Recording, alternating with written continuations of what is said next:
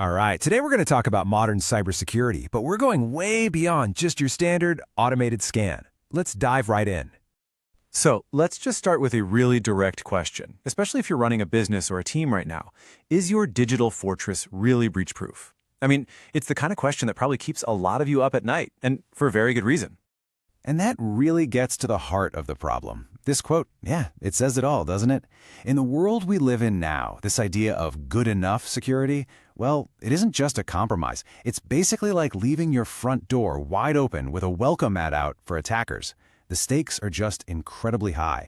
See, the thing is, as cyber threats get smarter and more sophisticated, that old mindset of just, checking the boxes on a security audit, that itself has become a huge vulnerability. What might have been considered good enough a year ago or even 6 months ago is a massive glaring hole in your defenses today.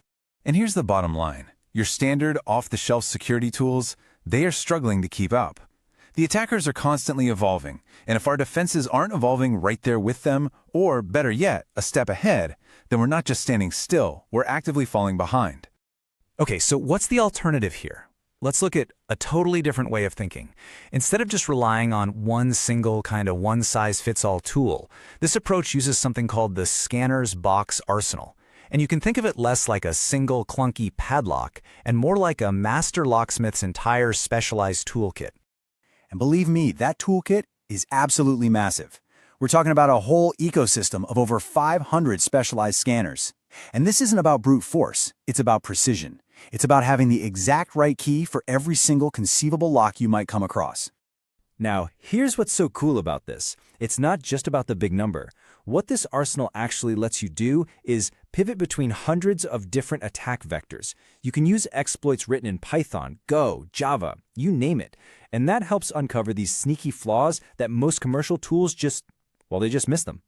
The source material calls it surgical-grade security dissection, and honestly, that's the perfect way to describe it. All right, so you have this amazing arsenal of tools, but how do you actually use it? Well, that's where we get into the actual attack simulation. It's a process broken down into this really methodical, three-tiered deep dive. So here are the 3 stages. First up, Tier 1. You're looking at the web infrastructure and all the applications. Then Tier 2 goes way deeper. This is where you get into deep code analysis, using what are called SAST and DAST techniques to literally pick apart the source code, both when it's just sitting there and when it's actually running. And finally, Tier 3. This tackles the brand new frontier, auditing the security of AI and large language models, or LLMs. And each of these tiers builds right on top of the last one. And this really shows you the kind of depth we're talking about. This is so not a simple automated scan. In those first 2 tiers, the security experts are actively hunting for everything. Classic stuff like SQL injections and broken authentication, but also really subtle things like hard-coded credentials. We're talking passwords and API keys accidentally left right in the source code, basically buried in the product's DNA. Okay, let's talk about Tier 3, because this is becoming more and more critical every single day. As pretty much every company starts integrating AI, they are often, without even realizing it, opening up completely new ways for attackers to get in. This is a massive, and I mean massive, and often totally overlooked area of risk. So first up in the world of AI risk is something called prompt injection. The easiest way to think about it is this. Can someone trick your AI with a cleverly worded prompt? Can they hijack its instructions? Because if they can make it do things it was never designed to do, basically turning your helpful AI assistant into a potential insider threat.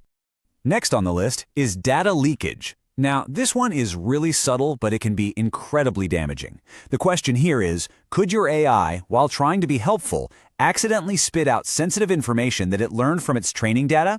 We're talking anything from internal company memos to, even worse, private customer data. And the third big one is insecure output handling. So what happens if your system just trusts the AI's response a little too much? If you don't properly validate what the AI generates, a bad actor could trick it into creating malicious code, which your own system then happily executes. It's like an insider threat, but one that was created by the AI.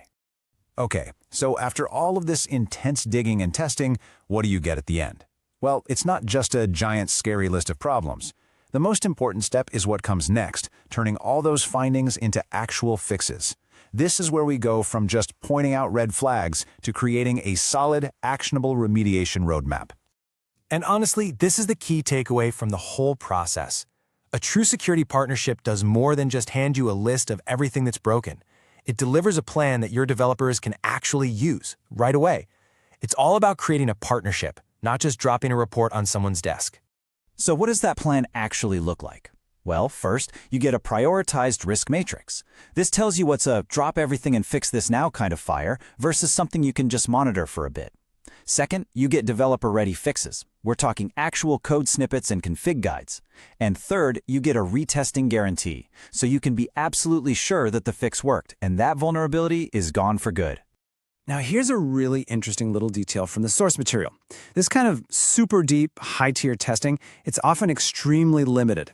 In this particular case, we're talking about just 5 slots available for an entire month. So why so few? Well, it's because this isn't some simple automated scan that you can just run on 1,000 companies at the same time. No, this is a manual, incredibly intensive, and deeply technical process that needs real human expertise every single step of the way.